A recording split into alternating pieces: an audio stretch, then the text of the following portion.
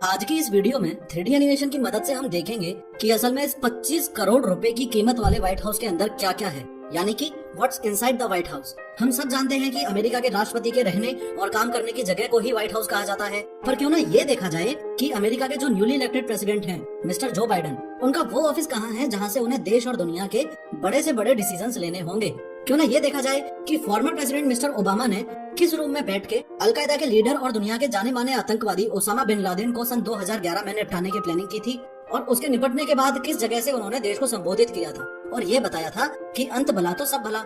इसी के साथ हम ये भी देखेंगे कि इस 19 एकड़ जमीन पर फैले हुए व्हाइट हाउस में क्या क्या इंडोर फैसिलिटीज हैं, क्या क्या आउटडोर फैसिलिटीज हैं, कौन सा फ्लोर किस काम के लिए है, और मोस्ट इम्पोर्टेंट ये कि इस बिल्डिंग में ये जो चाइना रूम है ये उसी काम के लिए है जो आप सोच रहे हो या फिर मामला कुछ और ही है। इसलिए व्हाइट हाउस को अच्छे से समझने के लिए इस वीडियो को हम टोटल 5 पार्ट्स में डिवाइड करेंगे: West Wing, residence, East Wing, outdoor facilities और व्हाइट हाउस सीक्रेट्स। ये जो लास्ट पार्ट है ये पूरी वीडियो का मोस्ट इम्पोर्टेंट और एक्साइटिंग पार्ट है। वीडियो के अंत में और इस 5th पार्ट में हम ये देखेंगे कि व्हाइट हाउस के सीक्रेट बंकर्स कहाँ कहाँ हैं और उनको जोड़ने वाली सीक्रेट टनल्स कहाँ कहाँ से जाती है।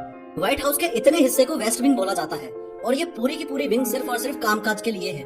इसमें टोटल 3 फ्लोर्स हैं और ग्राउंड फ्लोर के लिए एंट्रेंस यहाँ से है, लेकिन ये मेन एंट्रेंस नहीं है। इस वेस्ट विंग की मेन एंट्रेंस है इस जगह से जो कि फर्स्ट फ्लोर पे है। खैर, ग्राउंड फ्लोर पे अवेलेबल है video conference room, navy mess, kitchen, briefing room, wardroom, photo closet, photo office और होमलैंड सिक्योरिटी रूम, जो कि नवंबर 2002 से पहले बार्बर शॉप हुआ करता था। लेकिन इसी ग्राउंड फ्लोर पे 2 रूम्स ऐसे हैं जो हाईली इंपोर्टेंट हैं। पहला है ये सिचुएशन रूम, जहाँ से अमेरिकन प्रेसिडेंट पूरी अमेरिकन डिफेंस फोर्सेस को कंट्रोल कर सकते हैं, और ये वो रूम भी है जहाँ पे फॉर्मर प्रेसिडेंट मिस्टर ओबामा ने ओसामा बिन लादेन की डेथ प्लान की थी। और दूसरा है ये सीक्रेट सर्विस रूम।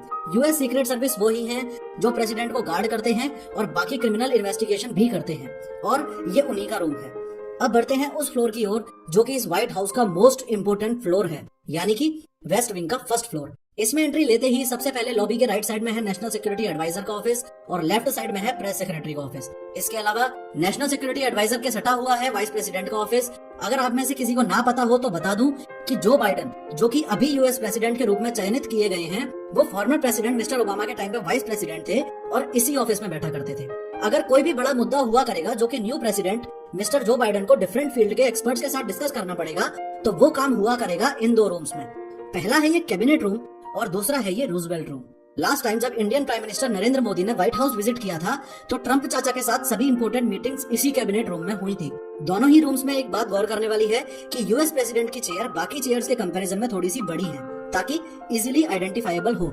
नेक्स्ट है इस पूरे व्हाइट हाउस का मोस्ट इम्पोर्टेंट ऑफिस और वो है ये ओवल ऑफिस, यानी कि अमेरिकन प्रेसिडेंट का मेन ऑफिस।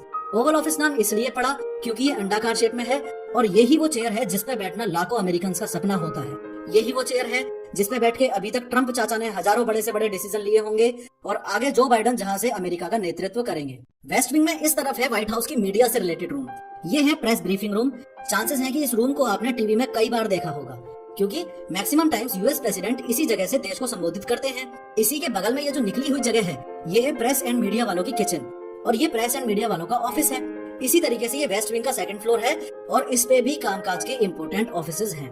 व्हाइट हाउस के इस हिस्से को रेसिडेंस बोला जाता है और खास बात ये है कि ये पाम रूम और वेस्ट कॉलोनेड इस वेस्ट विंग को और इस रेसिडेंस को आपस में जोड़ते हैं। रेसिडेंस में मेनली 2 एंट्रेंसेस हैं, ये वाला है नॉर्थ पोर्टिको और ये वाला है साउथ पोर्टिको। रेसिडेंस में टोटल 4 फ्लोर्स हैं और एक बेसमेंट भी है। व्हाइट हाउस और उसमें रहने वाले लोगों की मेंटेनेंस का काम मेनली इस बेसमेंट में ही होता है। उसके बाद अगर ग्राउंड फ्लोर की बात करें तो कारपेंटर शॉप और फ्लावर शॉप के बीच में इधर खेलने के लिए छोटी सी बॉलिंग एली है। बेसमेंट हॉल से आगे बढ़ेंगे तो इधर किचन है। प्रेसिडेंट की सुरक्षा के लिए इधर सीक्रेट सर्विस वालों का रूम है और प्रेसिडेंट की सेहत का ख्याल रखने के लिए डॉक्टर्स ऑफिस है। इन सभी बाथरूमों के अलावा इधर लाइब्रेरी है और जस्ट नॉर्थ हॉल के साइड में क्यूरेटर्स ऑफिस है। क्योंकि व्हाइट हाउस एक म्यूजियम है इसलिए व्हाइट हाउस के इतिहास का लेखा जोखा रखने वाला व्यक्ति इस क्यूरेटर्स ऑफिस में बैठता है। जब भी कोई कंट्री लीडर और फॉरेन एम्बेसडर व्हाइट हाउस में इनवाइट किए जाते हैं तो उनकी गाड़ी इधर रुकती है और वो सबसे पहले एंट्री इस डिप्लोमेटिक रिसेप्शन रूम में ही लेते हैं। अगर साफ साफ शब्दों में कहूँ तो अमेरिका में जो गुड लुकिंग डिशेज यानी कि शानदार दिखने वाले बर्तन होते हैं उन्हें चाइना डिशेज भी कहा जाता है। तो ये चाइना रूम वो चाइना रूम नहीं है जो आप सोच रहे थे, बल्कि इस रूम में यूएस प्रेसिडेंट और उनके गेस्ट के ग्रैंड डिनर्स के लिए एक से एक शानदार बर्तनों का कलेक्शन है। अगर फर्स्ट फ्लोर की ओर बढ़े तो इस फ्लोर को कहा जाता है स्टेट फ्लोर, क्योंकि यहाँ पे स्टेट के फॉर्मल रिसेप्शंस और मीटिंग्स वगैरह होती हैं, जिसके लिए इस फ्लोर पे ये रेड रूम, ब्लू रूम और ग्रीन रूम बनवाए गए हैं। स्टेट ऑफिशियल्स के साथ डिनर के लिए ये स्टेट डाइनिंग रूम है और ये ईस्ट रूम वही रूम है जहाँ खड़े होकर फॉर्मर प्रेसिडेंट मिस्टर ओबामा ने ओसामा बिन लादेन की डेथ की न्यूज पूरे वर्ल्ड को दी थी। अब अगर बात करें कि यूएस प्रेसिडेंट और उनकी फैमिली डिनर कहाँ करती है तो वो ये जगह है, यानी कि फैमिली डाइनिंग रूम, जो कि पेंट्री से जस्ट सटा हुआ है। अगर बढ़े सेकंड फ्लोर की ओर तो व्हाइट हाउस का ये फ्लोर फैमिली फ्लोर या फैमिली रेसिडेंस के नाम से जाना जाता है। इस फ्लोर पे काफी ज्यादा नंबर्स में बेडरूम्स हैं, लेकिन ऐसा एक्सपेक्टेड है कि मिस्टर प्रेसिडेंट का बेडरूम ये है जो मास्टर बेडरूम के नाम से जाना जाता है। इसके लेफ्ट साइड में इधर ड्रेसिंग रूम और राइट साइड में इधर लिविंग रूम भी है। इसके अलावा रेसिडेंस का ये जो थर्ड फ्लोर है ये यूएस प्रेसिडेंट और उनकी फैमिली के लिए एंटरटेनमेंट की जगह है। यहाँ पे जिम है, डाइट किचन है, गेम रूम है और इसके अलावा काफी सारे ऑफिसेस और बेडरूम्स भी हैं। जो एक्साइटेड चीज है वो है ये सोलेरियम, जिसे सन रूम भी कहा जाता है। इसके साइड में ये जो जगह है इसे प्रोमेनेड बोलते हैं और यहाँ पे खड़े होकर first family can spend some quality time together. White House के इस हिस्से को ईस्ट विंग बोला जाता है और ये ईस्ट विंग ईस्ट कॉलोनेड के माध्यम से रेसिडेंस से जुड़ा हुआ है। लेकिन ये ध्यान रखो कि रेसिडेंस से निकलते ही सबसे पहले विजिटर्स फोयर आता है। विजिटर्स फोयर क्या है ये जानने से पहले इस बात का ध्यान रखो कि टेक्निकली देखा जाए तो सितंबर 1961 के बाद से व्हाइट हाउस एक म्यूजियम है, यानी कि आप यहाँ पे विजिटर बन के जा सकते हो और व्हाइट हाउस का टूर कर सकते हो। हर हफ्ते व्हाइट हाउस में 5000 से ज्यादा लोग टूर करने आते हैं और वो यहीं से एंटर करते हैं, क्योंकि जो रेसिडेंस का मेन एंट्रेंस है वो ऑफिशियल एंड डिप्लोमेटिक एंट्रेंस है और हर किसी के लिए ओपन नहीं है। इस कॉरिडोर के साइड में यहाँ पे फैमिली थिएटर है। खैर, व्हाइट हाउस का ये जो ईस्ट विंग है ये mainly family gatherings, functions, concerts और सोशल इवेंट्स के लिए है। East wing mainly first lady और उनके स्टाफ के लिए होता है। कई लोग ऐसा सोचते हैं कि यूएस प्रेसिडेंट की वाइफ को फर्स्ट लेडी बोला जाता है, लेकिन ऑफिशियली देखा जाए तो व्हाइट हाउस की हॉस्टेस को फर्स्ट लेडी बोला जाता है। इसका मतलब ये हुआ कि अगर प्रेसिडेंट की वाइफ है तो वो फर्स्ट लेडी कहलाएगी और अगर नहीं है तो कोई और फीमेल ऑफिशियली फर्स्ट लेडी की जगह पे नियुक्त की जाएगी। व्हाइट हाउस की हॉस्टेस का मतलब है ऐसी महिला जो व्हाइट हाउस में आने के लिए गेस्ट को इनविटेशन दे और उनकी केयर करे, उनसे बातचीत करे, एक्सेट्रा। खैर, इनविटेशन से याद आया, ईस्ट विंग के सेकंड फ्लोर पे ये जो फर्स्ट लेडी का ऑफिस है उसके अपोजिट कॉर्नर पे यहाँ पे कैलीग्राफी ऑफिस है। यहाँ पे व्हाइट हाउस के गेस्ट को इनविटेशन देने के लिए कार्ड्स तैयार किए जाते हैं। अगर बिल्डिंग से थोड़ा सा बाहर आकर आउटडोर फैसिलिटी की तरफ ध्यान दें तो वेस्ट विंग के पीछे प्रेसिडेंट के लिए स्विमिंग पूल है और स्विमिंग पूल और वेस्ट विंग के बीच में है ओवल ऑफिस पैटियो। यहाँ यूएस प्रेसिडेंट बैठ सकते हैं और स्टाफ के साथ कैजुअल मीटिंग्स और लंच एक्सेट्रा कर सकते हैं। थोड़ा सा और आगे चल के इधर बास्केटबॉल कोर्ट है और टेनिस कोर्ट भी है।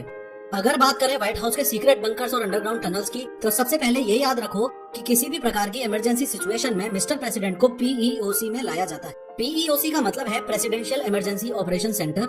ये ईस्ट विंग के नीचे बना हुआ एक सीक्रेट अंडरग्राउंड बंकर है जहाँ पर सारी इलेक्ट्रॉनिक फैसिलिटीज अवेलेबल हैं ताकि मिस्टर प्रेसिडेंट इजीली कमांड कर सके। 31 मई 2020 को जब अमेरिका में ब्लैक लिव्स मैटर का प्रोटेस्ट चल रहा था उस वक्त former president mister Donald Trump को इसी अंडरग्राउंड बंकर में लाया गया था।